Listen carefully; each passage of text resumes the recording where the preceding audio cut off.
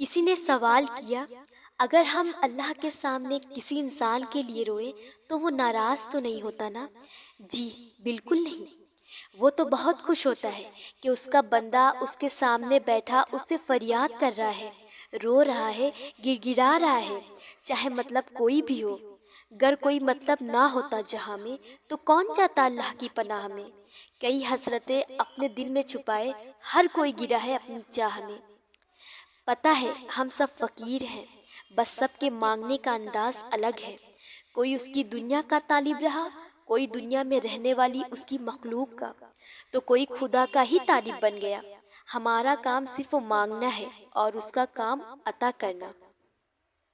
جانتے ہو محبت کیا ہے؟ کسی کو ہر نماز کے بعد مانگنا۔ رات کا آخری پہر تھا، وہ لڑکی نے اسے بلانے کے ارادے کے ساتھ وضو کیا، 2 رکعت نماز ادا کی۔ دعا کے لیے ہاتھ اٹھاتے ہی زبان سے نکلا، یا اللہ ہمیں ملا دے۔ یہ ہمارا مالک ہوتا ہے، ہمارا اللہ تعالی، جو لوگوں کو ہماری زندگی میں لاتا ہے اور ہمارے دلوں میں ان کی محبت ڈالتا ہے۔ وہی ہنساتا ہے، وہی رلاتا ہے، وہی مردہ ہوئے دلوں کو محبت سے زندہ کرتا ہے، اور وہی ان لوگوں کو پھر ہماری زندگی سے لے بھی جاتا ہے۔ دل اللہ کے ہاتھ میں ہوتے ہیں، وہی ان کو الٹتا پلٹتا رہتا ہے۔ جب اللہ ہمیں اس چیز سے آزماتا ہے جسے کھونے کا ہم سوچ بھی نہیں سکتے، تب وہ اپنی مدد بھی ان ذریعوں سے بھیجتا ہے جو ہمارے علم میں بھی نہیں ہوتے۔ جب ہم توکل کرتے ہیں تو اللہ ایسے پوشیدہ طریقوں سے ہمارے کام کرتا ہے جنہیں نہ ہم دیکھ پاتے ہیں اور نہ ہی سمجھ پاتے ہیں۔ حاصل لا حاصل کچھ بھی نہیں، بس بات اس کے حکم کی ساری ہے۔ اس نے انتظار کی گھڑی تمہاری بہتری کے لیے بڑھائی ہے۔ اللہ تمہارا دل نہیں بدل رہا کیونکہ وہ تمہاری رضا میں راضی ہے۔ کوئی تو وجہ ہے جو تمہاری زبان پہ وہ ایک ہی دعا اب تک جاری ہے۔ اللہ نواز دے گا ہر اس چیز سے جس کے لیے تمہارا دل ترستا ہے، جس کے لیے تم رات بھر سو نہیں پاتے، جس کے لیے تمہارے دل میں بے سکونی ہے، جس کے لیے تم سجدوں میں بچوں کی طرح روتے ہو۔ تم اس پر اتنا یقین رکھو گے تو وہ کیسے مایوس ہونے دے گا تمہیں؟ میں اسے کھونے سے ہمیشہ ڈرتی تھی، ہر بات میں اسے کہتی، وعدہ کرو تم مجھے چھوڑ کر نہیں جاؤ گے۔ مجھے لگتا تھا میرا سارا سکون اسی کے پاس ہے، صرف اسی کی ذات میں میری تکمیل ہے، اس کے سوا مجھے کسی دوسرے کی ضرورت نہیں۔ اور پھر وہ میرے کہنے پہ وعدہ بھی کرتا تھا، مگر میں یہ بھول گئی تھی انسانی ذات کی تکمیل صرف خدا تعالیٰ کی محبت سے ہے، اسی کی محبت میں سکون ہے، اطمینان ہے اور تکمیل بھی۔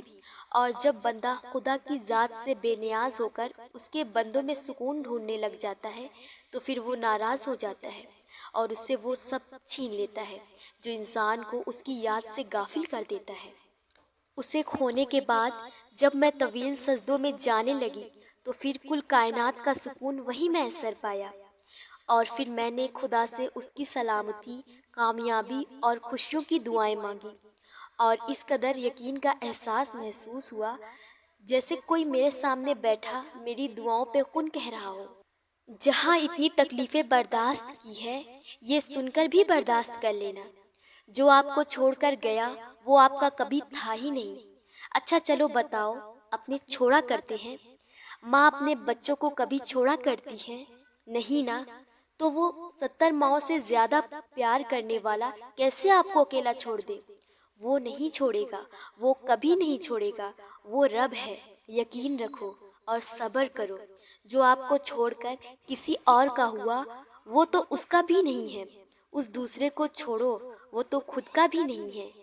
جہاں اتنا مخلص پیار ملنے کے بعد اس پیار کو ٹکرا رہے ہو تو کیا تم خود کے ہو؟ نہیں، تم کھو چکے ہو اس بھیڑ میں، اور جب تم اس بھیڑ سے نکلو گے یا نکالے جاؤ گے تو سب سے زیادہ تکلیف اس پہلے والے شخص کو سوچ کر ہوگی۔ ٹوٹ گئے ہو تو کیا ہوا، محبت میں ہار گئے ہو تو کیا ہوا، گناہ کر بیٹھے ہو تو کیا ہوا، توبہ سے کتنے برس سے غافل ہو تو کیا ہوا، خدا کو بھول گئے تھے تو کیا ہوا، اب تو یاد آ گیا نا، وہ اب تو اس کی مصلحتیں سمجھ آ گئی نا، اب تو اس کی مصلحتیں سمجھ آ گئی نا، اب تو تمام گناہوں پہ شرمسار ہونا، یہی اس کی محبت ہے، یہی اس کا کرم ہے۔ جب اللہ کسی کو اپنی طرف لانا چاہتا ہے تو پہلے اسے گراتا ہے، پھر اسے اس کے عیبوں سے روشناس کرواتا ہے، اور توبہ کی توفیق تو تب تک نہیں ملتی جب تک اللہ نے معاف نہ کرنا ہو۔ صدیوں کے بعد ہو یا لمحوں کے بعد، جب بھی تمہیں خدا کا خیال آئے تو اس کی جانب بھاگ کر جاؤ۔ وہ بڑا غفور ہے، وہ بڑا رحیم ہے، وہ غصہ نہیں ہوتا، وہ تو پیار کرتا ہے، محبت کرتا ہے۔ جس نے تمہیں پیدا کیا وہی تمہارے اس ٹوٹے ہوئے وجود کو دوبارہ سے بنا کر کھڑا کر دے گا، ان تمام لوگوں کے سامنے جنہوں نے تمہیں ریزہ ریزہ کر دیا تھا۔ پھر تم ناز کرو گے اپنے ٹوٹنے پر۔ اللہ کا کوئی بھی کام بے مقصد نہیں، کبھی نہیں ہوتا کہ اللہ کوئی چیز تم سے لے اور اس کے بدلے تمہیں بہتر چیز سے نہ نوازے، اور یہ بھی ہو سکتا ہے کہ جو اس نے تم سے لیا ہے اسے ہی تمہارے حق میں بہتر بنا کر تمہیں واپس دے دے۔ اس کی حکمتیں، اس کی مصلحتیں تم نہیں سمجھ سکتے، لیکن وہ تمہاری تکلیف سے خوب واقف ہے۔ وہ بس آزماتا ہے کہ میرا بندہ میری محبت کے لیے کس حد تک جاتا ہے۔ دعائیں، التجائیں سب وہ سنبھال کے رکھتا ہے، اور پھر ان ذریعوں سے تمہیں نوازتا ہے کہ ہم دیکھتے رہ جاتے ہیں۔ جب وہ دو جہانوں کا خالق ہو کر ہمارے یقین کی لاج رکھتا ہے تو کیا ہم اس کی محبت کی لاج نہیں رکھ سکتے؟ اس کی رضا میں اپنا دل مطمئن نہیں رکھ سکتے؟ جب وہ ہمارے لاڈ اٹھاتا ہے تو کیا ہم اس کے ایک حکم پہ سر نہیں جھکا سکتے؟ اس جیسی محبت تو کوئی نہیں کہہ سکتا، مگر ہاں ہم اس کی چاہت کا احترام تو کر سکتے ہیں، اس سے محبت کرنے کی کوشش کر سکتے ہیں۔ تو پھر کیوں نہ اب اس کے حکم کا انتظار کیا جائے اور اب اس سے محبت کی جائے، جس کی محبت قربان ہے ہم پہ۔ تو کیا ہوا اگر وہ ایک پھول نہیں مل سکا؟ ہو سکتا ہے سارا باغ تیرا مقدر ہو، اور میرے رب کو دل خوب مطمئن کرنے آتا ہے۔ آپ جانتے ہیں کہ کن کی دعائیں جلدی قبول ہوتی ہیں؟ یقین والوں کی دعائیں۔ ایسے یقین والے جو دعائیں تو مانگتے ہیں لیکن پھر ان دعاؤں میں وضاحتیں نہیں مانگتے۔ کیسی وضاحتیں؟ قبولیت کی وضاحتیں۔